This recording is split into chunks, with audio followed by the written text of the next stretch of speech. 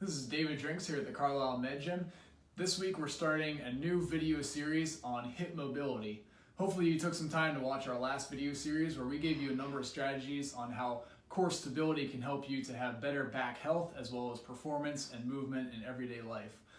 This week we're branching out from that to really more of a natural progression to hip mobility.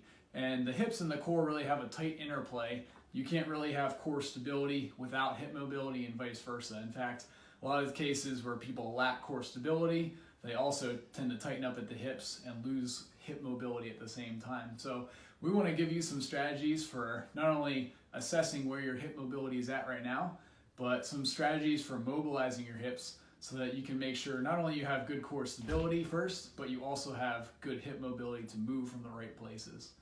One of the biggest problems we see with people who lack hip mobility is that they tend to make up for it somewhere else. So the hip is the joint that's made to be pretty mobile. It's supposed to be able to move not only in the straight forward and back plane, but to be able to move in all ranges of motion. So there's a bit of a 360-degree range of motion component to the hip. So we want to make sure that you have the necessary mobility so you're not compromising other parts of your body.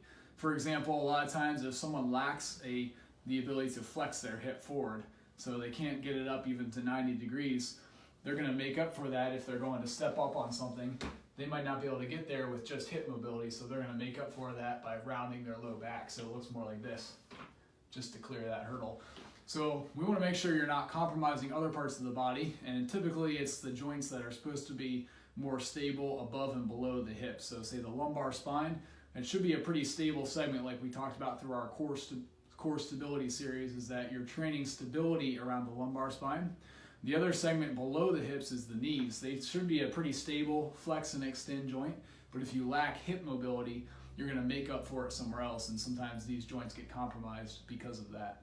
So as we go through this series, we're going to start digging into a little bit of what hip mobility should you have, how do you get that, and we're going to talk a little bit more about mobilization strategies versus just static stretching. Anyone can kind of just lay there and statically stretch their hamstring on the table, but that doesn't necessarily get you better hip mobility in all three planes of motion.